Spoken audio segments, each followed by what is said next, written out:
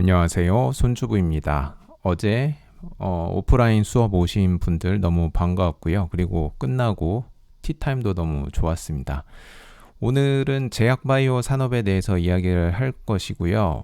이거를 한번 이해를 하고 나시면은 제약바이오 투자하실 때 정말 수월하실 것 같아요. 첫 번째로 항원 항체에 대해서 우리는 좀 알아야 될 것 같아요. 그래서 항원은 뭐냐면은 우리 몸에 침입하여 면역 반응을 유도하는 모든 물질을 항원이라고 얘기를 하고, 그리고 주로 세균, 바이러스, 곰팡이 같은 병원체가 항원이 되고, 그리고 꽃가루나 음식물도 항원 역할을 할 수 있습니다. 그래서 우리 몸이 이런 항원이 우리 몸에 들어갔을 때 자기가 아니라고 셀프 낫, 자기 스스로가 아니라고 인식하면은 면역 반응을 시작하게 되는데, 백신은 이 원리를 이용해서 만드는 거예요. 그래서 항원, 요 세균, 바이러스 이런 것들을 우리 몸에다가 백신이 넣어주는 건데, 그냥 넣어주면 우리가 병에 걸리기 때문에 약화된 항원을 우리 몸에다가 주입을 하면은 면역 반응이 생기는데, 이 면역 반응이 뭐냐면은 우리 몸에 있는 면역 세포에서 항체를 만들어내는 게 면역 반응입니다. 그래서 항체는 뭐냐면은 항원이 있으면은 항체, 요거는 항상 같이 붙어 다닌다고 생각하시면 되고, 항체는 항원에 대항하기 위해 우리 몸에 B세포라는 면역 세포가 있는데, 요 B세포가 만들어내는 Y자 모양의 단백질, 이게 항체라고 보시면 돼요. 그래서 여러분들이 기억하셔야 될 게 이 특이성입니다. 특이성의 뜻은 모든 각각의 항체는 특정 항원에만 결합한다.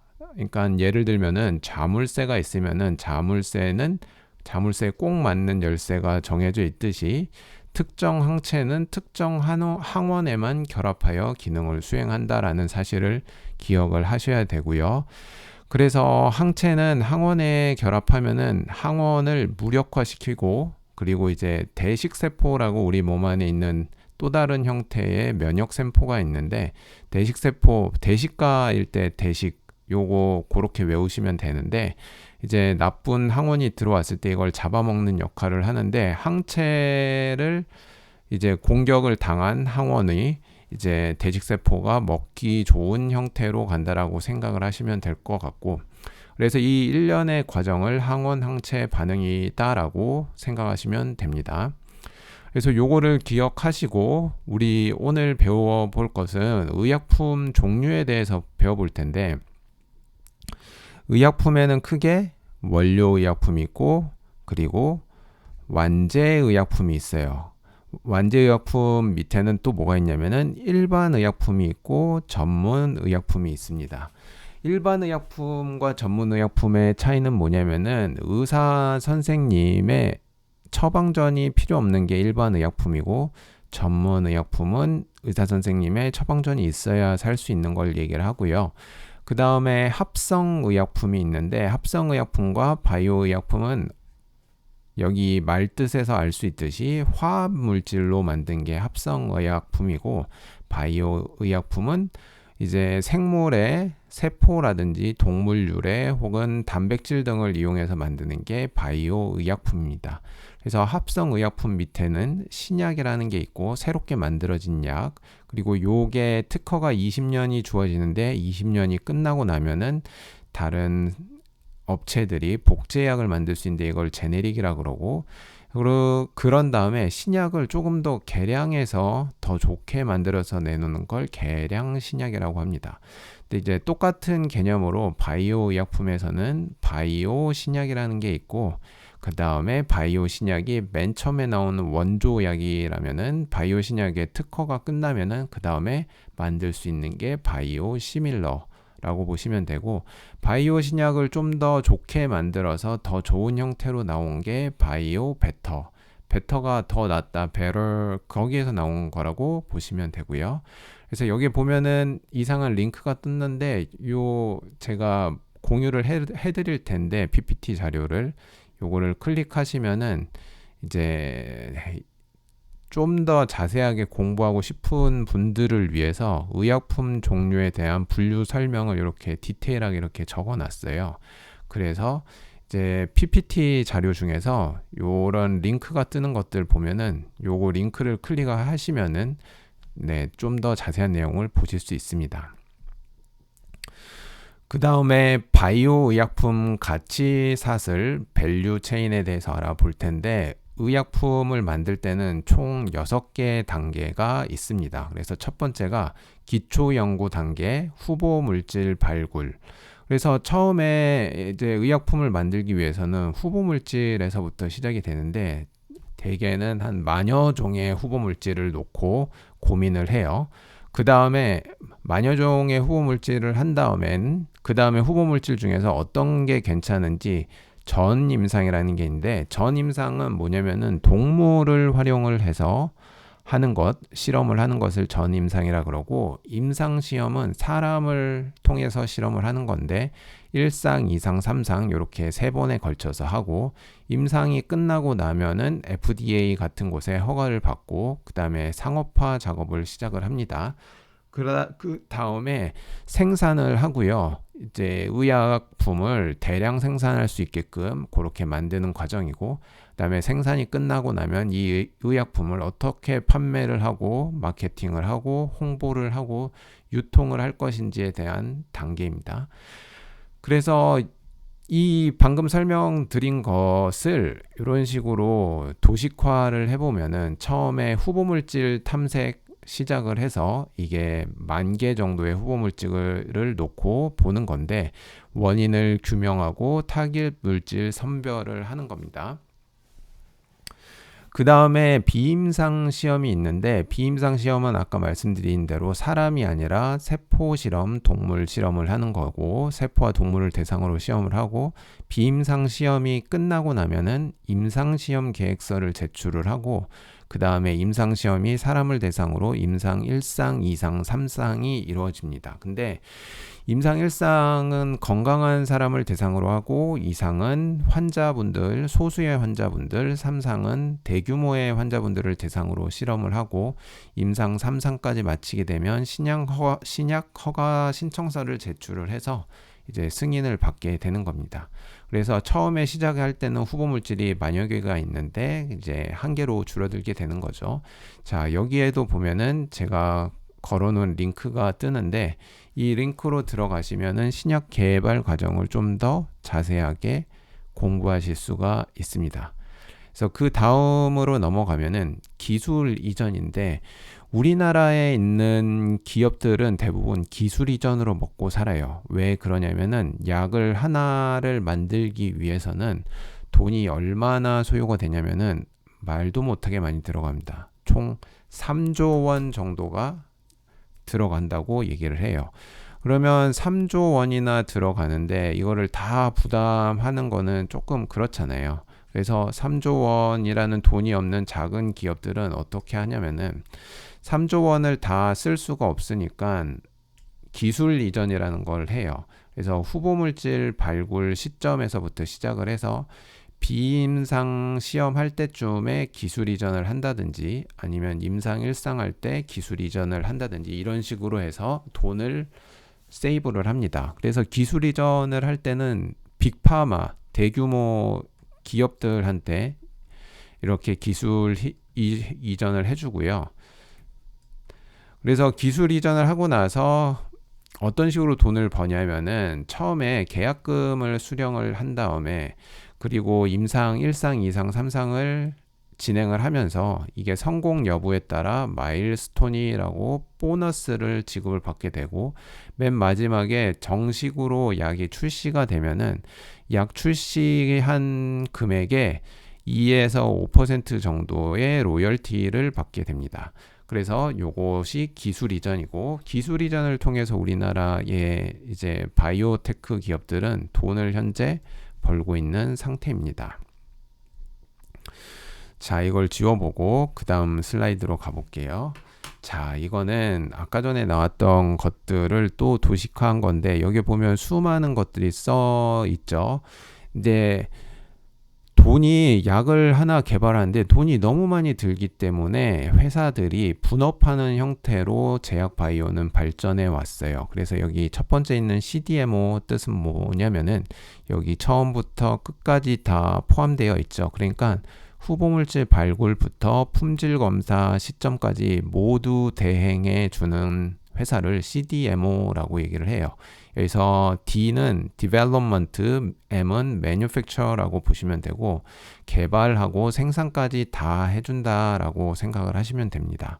그래서 대표적인 회사가 삼성바이오 생각을 하시면 되고 여기에 있는 CMO는 뭐냐면은 D가 빠지고 M이 있으니까 Manufacture만 있으니까 생산만 대체해서 해준다라고 보시면 되고 그리고 여기에는 기술 이전이 되어 있죠. 기술 이전은 후보물질 발굴부터 임상시험까지 기술 이전만 하는 우리나라 대표적으로 작은 기업들 있죠. 그런 기업들이 기술 이전을 통해서 먹고 살고 있다라고 보시면 되고 CRO에서 여기에 가운데 있는 R은 뭐냐면은 리서치를 얘기를 해요. 그래서 임상시험도 돈이 어마어마하게 들고 그리고 노련한 경험 이런 것들이 필요한데 요 임상시험만 전문적으로 해주는 거를 CRO 업체라고 얘기를 합니다.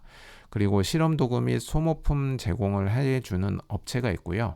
그리고 실험동물 제공해주는 업체가 있고 그리고 여기에 CDO라고 되어 있으니까 M이 빠져 있죠. CDMO에서. 그러니까 M은 뭐죠? 생산 관련된 파트가 빠져 있고 약 개발하는 단계까지만 관여하는 회사를 CDO 회사라고 합니다. 그래서 CDMO 회사가 CMO 역할만 할 수도 있고 CDO 역할만 할 수도 있는 거예요. 지금 제약 바이오의 최대 이슈가 뭐냐면은 여기에 개발사라고 쓰여 있는 것들이 다 대규모 빅파마 기업들인데 빅파마에 지금 처해 있는 문제점이 뭐냐면은 특허가 대부분 만료가 돼요. 25년부터 28년 사이에 만료되는 이런 의약품들이 나열되어 있는데 대표적으로 멀크의 키트루다라는 면역 항암제 같은 경우에는 매년 40조 원이나 매출을 일으키는 정말 어마어마한 블록버스터 의약품인데 2028년도에 만료가 끝나요. 그래서 이런 의약품이 만료되기 때문에 이런 개발사들, 빅파마들은 뭔가 새로운 먹거리 마련을 해야 되는데 그래서 대두된 게 에버그리닝 전략이에요. 에버그린은 뭐죠? 상록수라는 뜻이죠. 에버그리닝은 상록수화 작업 전략이라는 건데 특허가 만료될 때쯤에 특허를 연장시키는 방법 중에 하나가 예를 들어서 키트루다 같은 경우에는 지금 정맥주사로 면역 항암제 역할을 하고 있는 약품인데 이거를 제형을 정맥주사가 아니라 정맥주사 같은 경우에는 의료진만 주사를 놓을 수가 있는데 정맥주사 말고 그냥 개인 환자가 직접 주사를 놓을 수 있게 제형 변경을 해가지고 특허 연장 시도를 하고 있어요. 그거를 에버그리닝 전략이라고 하는데 그러면은 기존에 있던 의약품이랑 그리고 플랫폼 기술들을 결합을 시켜가지고 에버그리닝 전략을 할 수가 있게 되는 건데 자 여기에도 링크가 뜬 걸 보니까 이 PPT 안에 더 자세한 내용이 지금 숨어 있다라는 뜻입니다. 그래서 플랫폼 기술은 크게 6가지가 있는데 첫 번째가 항체 약물 결합체 기술, 두 번째 표적 단백질 분해 기술, 세 번째 이중 항체 기술, 네 번째 피하 주사 제형 기술, 다섯 번째 장기 지속 주사 제형 기술, 여섯 번째 혈액 뇌 장벽 투과 기술. 이 말이 너무 어렵게 느껴지는데 이거 그냥 하나하나 간단히 설명하면 첫 번째는 뭐냐면은 유도 미사일이라고 생각하시면 돼요. 항암제 유도 미사일. 유도 미사일이 뭐죠? 전부 다 죽이는 게 아니라 쫓아가가지고 표적된 것만 죽이는 거예요. 그러니까 이것도 암세포를 예전에는 항암제를 먹으면은 뭐 건강한 세포고 뭐건 다 죽여버렸는데 이제 항체 약물 결합체 기술 아까 맨 처음에 항체에 대해서 배웠을 때 항체의 특징이 특이성이라고 그랬잖아요. 특이성의 뜻이 뭐였죠? 아무거나 갖다가 결합하는 게 아니라 특이성은 이제 약속된 것들 약속된 항원한테만 결합을 한다라는 게 특이성이에요. 그래서 특이성 기억을 해 주세요. 특이성 때문에 항체 약물 결합체 기술은 항암제가 특이성을 띄어서 아무나 다 죽이는 게 아니라 이제 특정만 죽인다라고 보시면 되고, 그 다음에 표적 단백질 분해 기술은 뭐냐면은, 표적 단백질 분해 기술은 똑같이 표적이니까 아무거나 죽이는 게 아니라 단백질, 특정 단백질만 분해시킨다라고 보시면 돼요. 근데 왜 단백질을 분해시키지라고 하면은, 우리 몸에 있는 생기는 병들의 대부분이 요 단백질, 잘못된 단백질, 나쁜 단백질 때문에 병이 생깁니다. 근데 요 표적 단백질을 분해시켜 버리게 되면은 이제 병을 미리 사전에 예방할 수 있게 되는 거죠. 그 다음에 세 번째는 이중항체 기술인데, 원래 항체라는 것이 특이성을 띄어가지고 항원과 항체는 1대1로 결합을 한다라고 했는데, 이중항체는 말 그대로 항체가 손이 두 개가 있다라고 생각하시면 돼요. 그래서 요걸 활용해서 새로운 형태의 약을 개발할 수 있는 거고, 그 다음에 피하 주사 제형 기술 같은 경우에는 아까 전에 주사, 항암제 주사, 이게 정맥 주사로 이루어지는데, 정맥 주사는 의사 선생님한테 맞아야 되기 때문에 시간도 많이 들고 돈도 많이 드는 단점이 있는데, 피하 주사는 환자가 직접 자기 피하 지방층에다가 주사를 넣는 거기 때문에 혼자서 할 수 있기 때문에 시간적, 돈적으로 굉장히 세이브가 된다라고 보시면 되고, 다섯 번째는 장기 지속 주사 제형.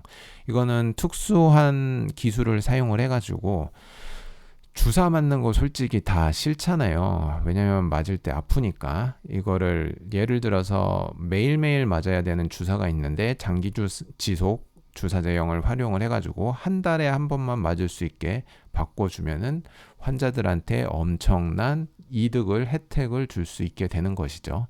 그리고 여섯 번째, 혈액-뇌 장벽 투과 기술은 뭐냐면은, 우리의 뇌는 굉장히 중요하기 때문에 혈액-뇌 장벽이라는 게 있어서 지금까지는 약들이 뇌 안으로 투과를 할 수가 없었어요. 그런데 이거를 투과할 수 있는 기술이 생겼어요. 그래서 이 기술을 활용을 해가지고 뇌 관련된 질환을 해결할 수 있는 길이 열렸다라고 생각을 하시면 됩니다.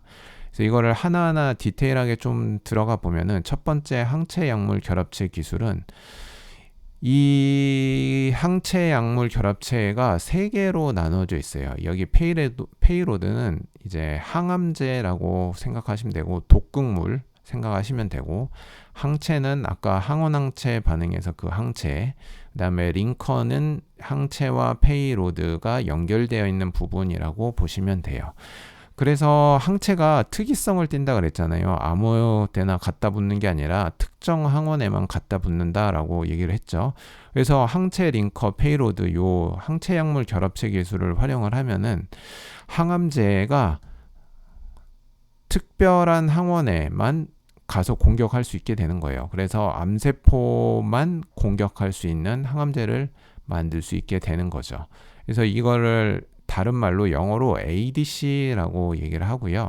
이 ADC 시장이 지금 24년 작년 기준으로 140억 달러, 약 20조 원 정도 되는데, 이게 2030년도에는 500억 달러 이상이 될 걸로 보고 있어요. 그러니까 한 70조 원 이상이 될 거라고 보고 있는 것이죠. 어마어마한 시장이죠.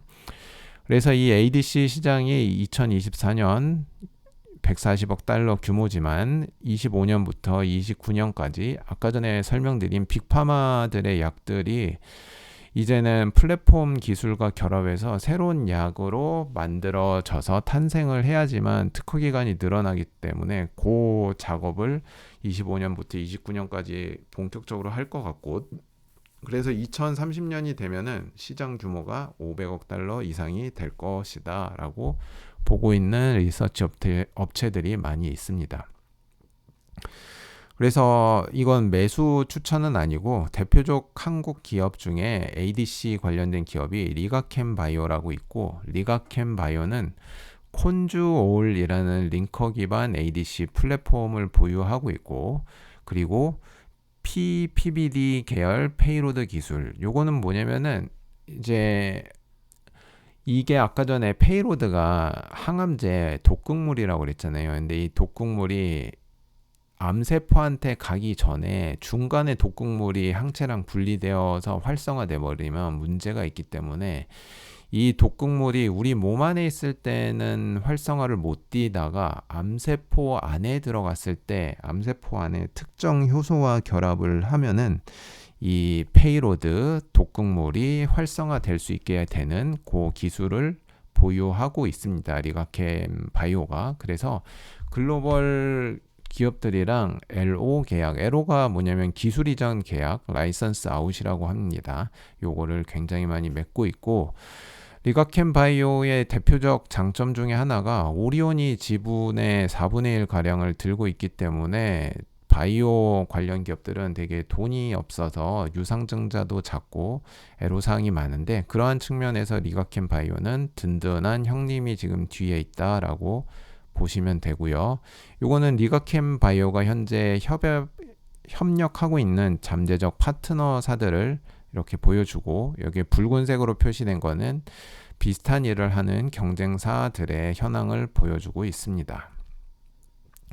두 번째 기술이 표적 단백질 기술인데, 아까 전에 나쁜 단백질이 있어서 나쁜 단백질 때문에 문제가 생긴다라고 얘기를 했잖아요. 몸에 병이 생긴다. 그래서 이 표적 단백질 분해 기술은 이 TPD 드럭이라고 하는데, 표적 단백질, 나쁜 단백질을 표적을 딱 찾아내 가지고 우리 몸 안에 보면은 재활용 공장이 있어요. 무슨 재활용 공장이냐면 단백질 재활용 공장인데, 나쁜 단백질이나 망가진 단백질이나 이상한 단백질이 있으면 요 재활용 공장에다 보내 가지고 이 단백질을 분해시켜 버리는 건데, 이거 분해를 쉽게 할 수 있도록 TPD 드럭이 역할을 해주는 거예요. 그래서 TPD 드럭은 손이 두 개가 있는데, 한쪽 손은 나쁜 단백질을 붙잡아 놓고 한쪽 손은 프로테아좀 이쪽 여기다가 손을 잡아서, 프로테아좀은 재활용 공장인데 여기에서 유비키틴은 뭐냐면은 재활용 쓰레기 딱지 같은 거라고 생각하시면 돼요. 나쁜 단백질이 재활용 쓰레기라고 생각을 하시면 되고,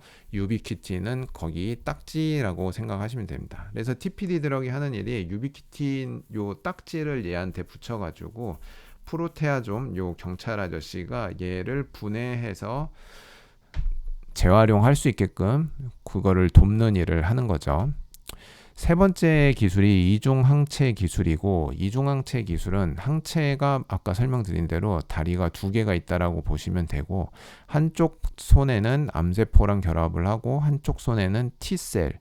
T셀은 뭐냐면은 T세포, 면역세포 중에서 T셀이라는 게 있고 B셀이 있는데, 요 T 면역세포랑 둘이 갖다 붙이는 거예요. 가깝게 해주는 겁니다. 그래서 T 면역세포가 이 암세포를 냠냠냠 해서 잡아먹어서 없앨 수 있게 도와주는 게 이중 항체 기술이고, 비슷한 개념으로 카티 세포 치료라는 거가 있는데, 카티 세포, 방금 전에 나왔던 T 세포 있죠. 요 T 세포가 면역 세포 중에 하나인데, 요 면역 세포 앞에 카라는 게 붙었어요. 이 카라는 게 뭐냐면은 이제 그냥 일반적인 면역 세포인 T 세포를 추출을 한 다음에 여기에다가 T세포 위에다 이렇게 빨간색 집게 모양 있죠. 요거를 CAR이라고 하는데, CAR 수용체라고 하는 걸 여기다가 붙여주는 거예요.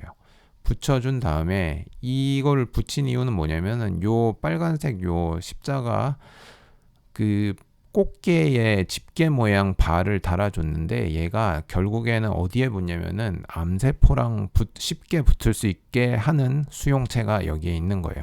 그래서 얘를 인위적으로 사람이 만든 다음에 이거를 세포 증식에서 대량으로 만듭니다. T세포를. 그 다음에 이 대량으로 생산된 T세포를 우리 사람 몸에다가 다시 주입을 해주는 거예요.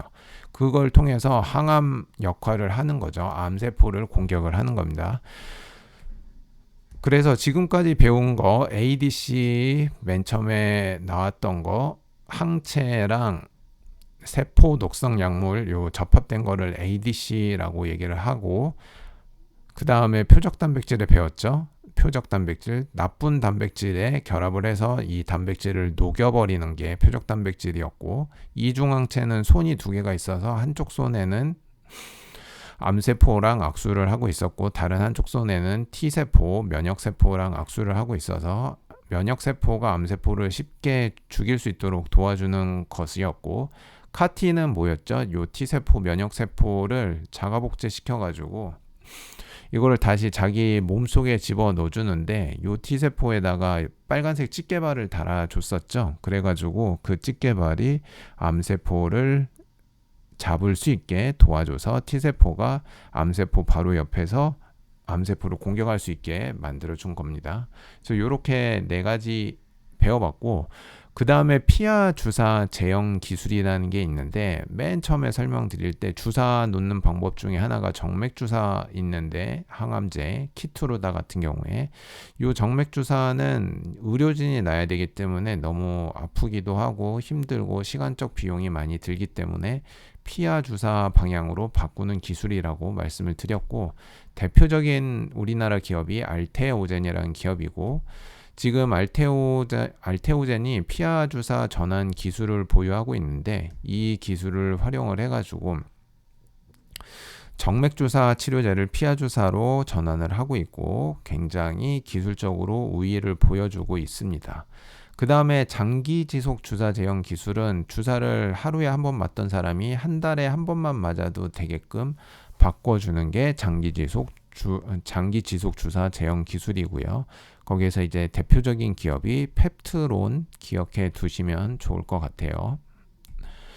그 다음에 혈액내장벽 투과 기술은 우리 뇌는 소중하기 때문에 혈액뇌장벽이라는 게 있어서 평소에 이러한 암호물질이나 못 들어가게 만들어서 지금까지는 약 개발하는 게 쉽지가 않았는데, 이 투과할 수 있는 기술이 지금 개발이 됐어요. 그래서 여기에다가 약을 실으면은 혈액내장벽이라는 곳을 투과를 해서 뇌 안에 들어가서 뇌 관련 질환들을 치료할 수 있는 기술이 탄생을 하게 된 겁니다.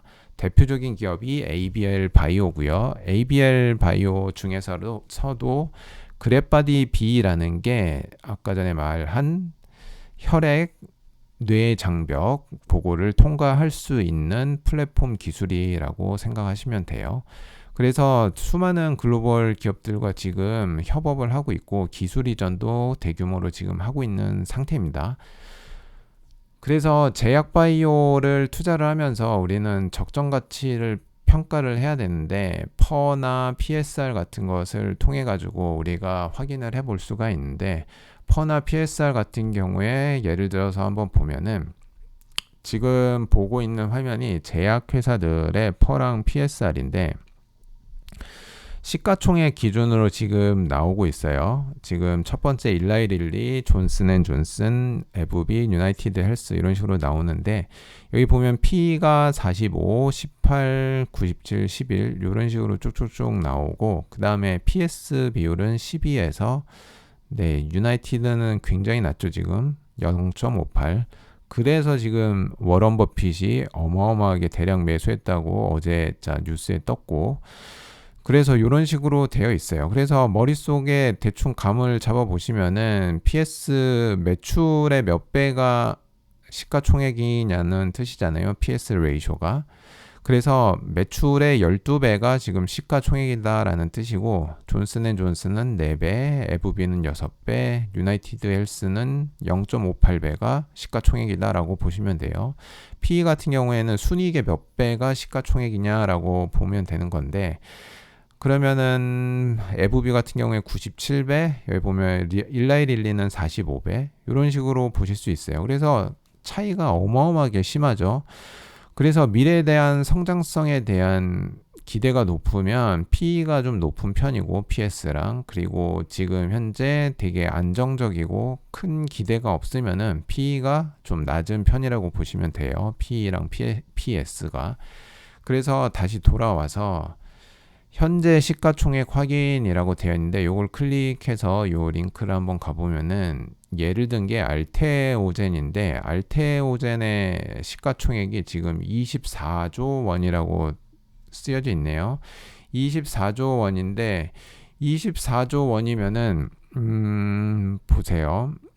PSR 기준으로 생각을 할 때 보면은 24조 원이 예를 들어서 매출이 1조 원이면은 1조 원 곱하기 24를 하면은 그러면 PSR이 24가 되는 거고, 그 다음에 예를 들어가지고 그 순이익이 5천억이라고 예를 들어볼게요. 순이익이 5천억이면은 5천억의 몇 배가 24조 원이 되죠? 5천억의 48배가 24조가 되는 거잖아요. 시가총액. 그러니까 5천억 곱하기 48. 그러니까 PER이 48이다라고 보시면 되는 겁니다. 그래서 이게 PER이 지금 PER은 48이 아니죠. 지금은 어마어마하게 높죠. 그래서 여러분이 생각을 해 보시는 거예요. 이게 정말 적정한 건지 생각을 할 때 미래의 매출이 예를 들어서 아까 전에 알테오젠은 24조의 시가총액을 갖고 있다라고 얘기를 했는데, 자 잠시만요. 글씨가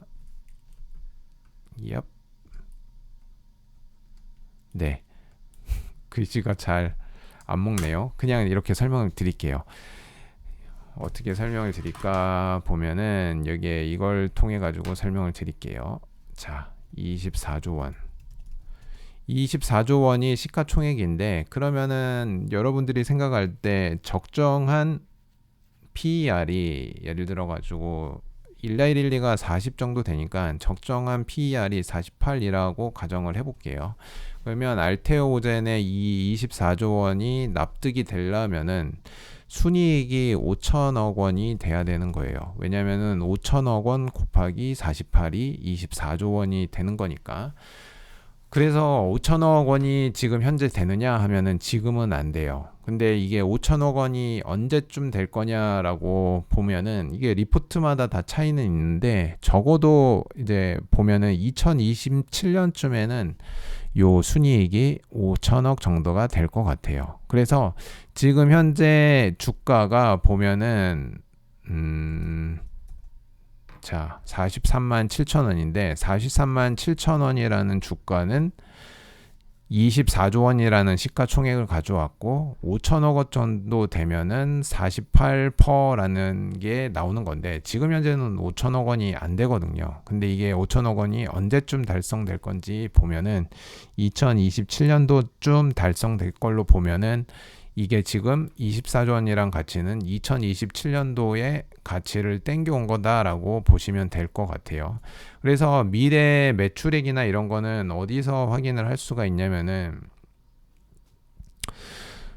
지금 현재 하나투자증권에서 나온 게 가장 최근 7월 8일자로 나온 이제 매출액 전망 해놓은 게 있는데, 자, 여기 매출액 전망한 거 보시면은 27년도 기준으로 보면은 이게 단위가 10억 단위 기준이기 때문에 8,737억 원이잖아요. 그리고 이때 순이익을 보면은 6,421억 원이고, 그리고 이때는 6,129억 원 단기 순이익이.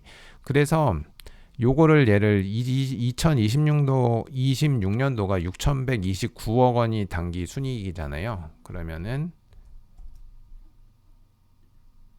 6,129억 원이 아까 전에 뭐라 그랬죠? 6,129억 원이 26년도의 단기 순이익이다. 26년도 단기 순이익 전망치다라고 하면은 6,129억 원 나누기 24조 원 하면은 퍼가 나오는 거예요. 그래서 계산기를 꺼내서 자